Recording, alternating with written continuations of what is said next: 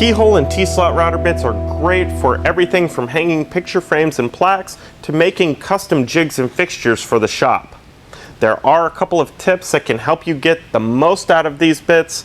Let me show you how I use them here in our shop to get the best life expectancy and the best results. Keyhole bits are used predominantly to make stopped tracks in a workpiece like a picture frame or a plaque, anything you would want to hang on the wall. They provide a large opening and then a T-shaped groove to capture the head of a screw or other fastener.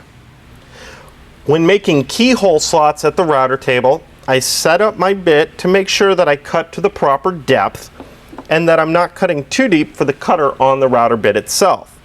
I also take my workpiece and I mark a line on 3 sides. This represents the starting and the ending point of my cut. I also drill a small pilot hole at the start of my cut to make it easier for the bit to plunge into the workpiece.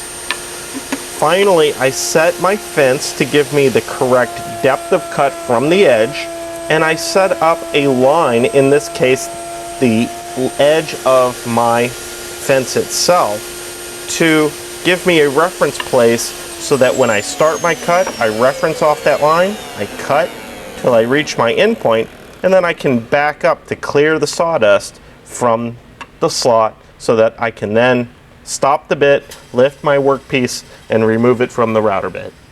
T-slot bits are predominantly used to make long T-shaped tracks in workpieces from one end to the other. They're great for making things like 1/4-20 tracks that capture the head of a 1/4-20 bolt and are great for use on many different jigs and fixtures. The larger T-slot bits are great for making slatwall, which can be used to hold the hooks that we see in commercial displays or simply to hold your tools in the workshop. Because T-slot bits remove a lot of material in a single pass, I like to use a straight bit for a first pass that's sized slightly smaller than the neck of my T-slot bit. This helps to reduce the strain on the T-slot bit and also removes a good portion of the material that we're removing. I set my straight bit to be slightly lower than my final depth with my T-slot so that my T-slot is cutting to its full depth and cleaning up the bottom of that track.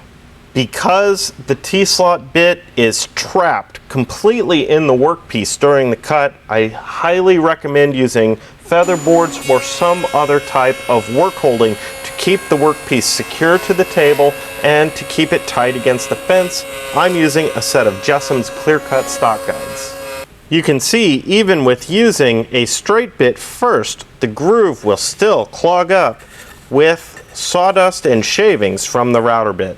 As you can see, it's that easy to get great results and long life out of your T-slot and keyhole router bits.